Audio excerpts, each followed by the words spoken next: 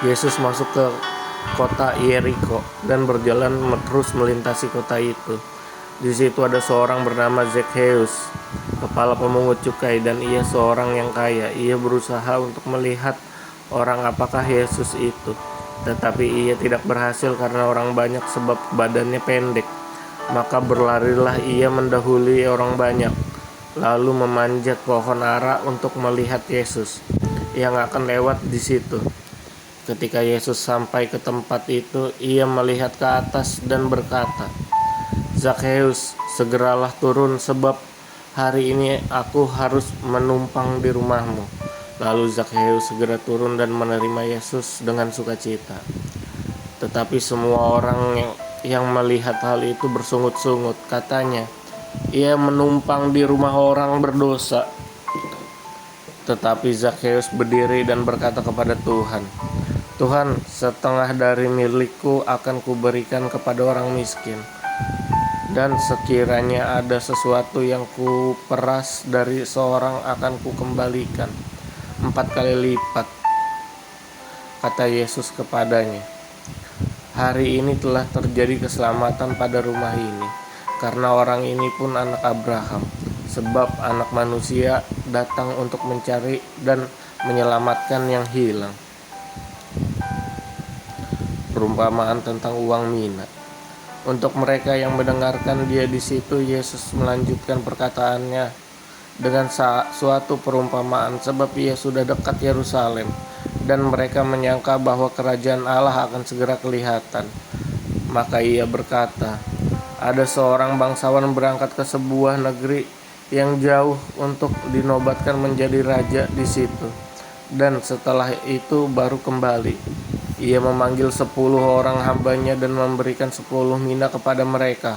Katanya, 'Pakailah ini untuk berdagang sampai aku datang kembali.'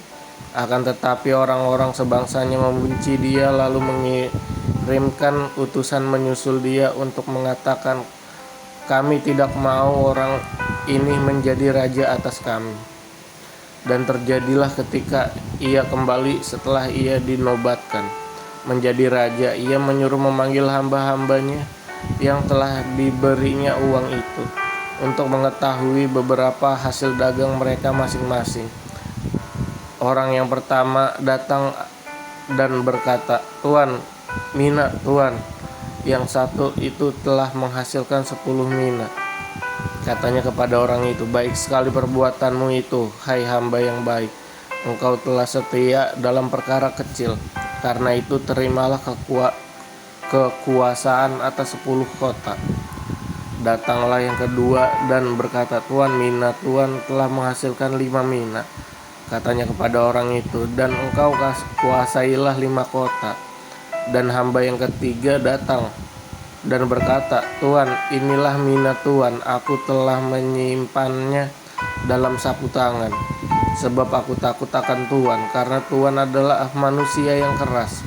Tuan mengambil apa yang tidak pernah Tuan taruh, dan Tuan menuai apa yang tidak Tuan tabur.' Katanya kepada orang itu, 'Hai hamba yang jahat, aku akan menghakimi engkau menurut perkataanmu sendiri. Engkau sudah tahu bahwa aku adalah orang yang keras, yang mengambil apa yang tidak pernah aku taruh, dan menuai apa yang tidak aku tabur. Jika demikian, mengapa uangku itu tidak kau berikan kepada orang yang menjalankan uang?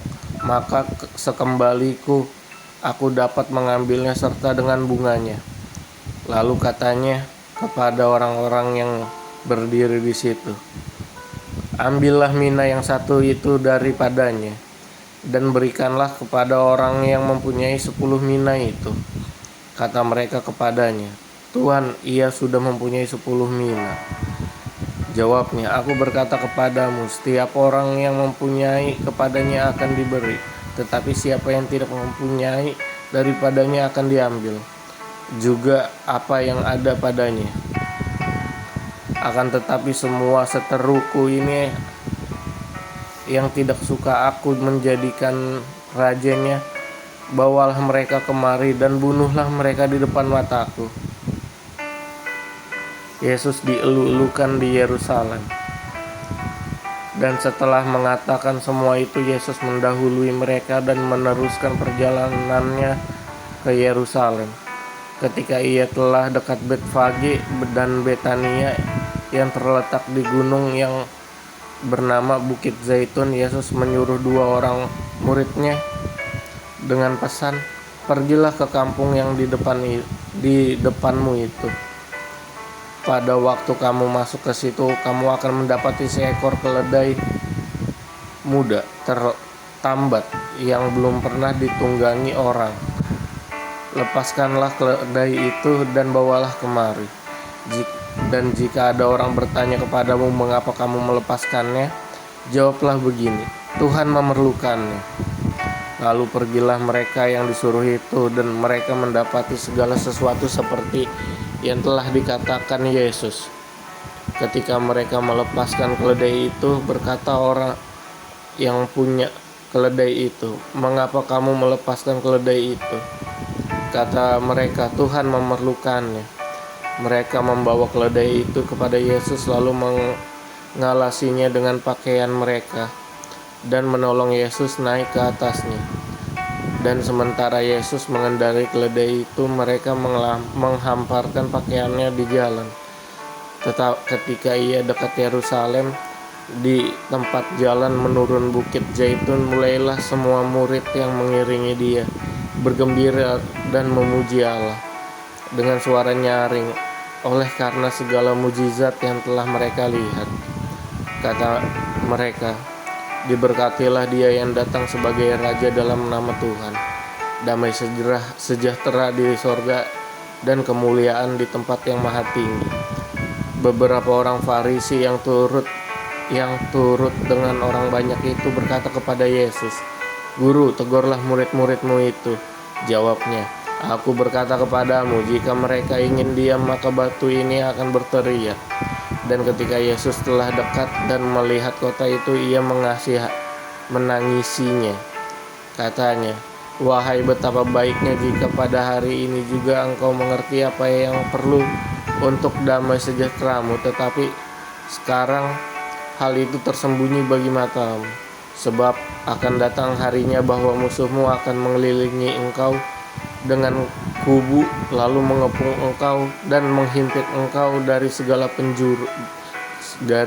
jurusan, dan mereka akan membinasakan engkau berserta dengan pendudukmu, dan pada tembokmu mereka tidak akan membiarkan satu batu pun tertinggal terletak di atas batu yang lain, karena engkau tidak mengetahui saat bila mana Allah melawat engkau." Yesus menyucikan bait Allah. Lalu Yesus masuk ke bait Allah dan mulailah ia mengusir semua pedagang di situ. Katanya kepada mereka, "Ada tertulis, rumahku adalah rumah doa, tetapi kamu menjadikannya sarang penyamun." Tiap hari ia mengajar di dalam bait Allah. Imam-imam kepala dan ahli-ahli Taurat serta orang-orang terkemuka dari bangsa Israel berusaha untuk membinasakan dia, tetapi mereka tidak tahu bagaimana harus melakukannya, sebab seluruh rakyat terpikat kepadanya dan ingin mendengarkan dia.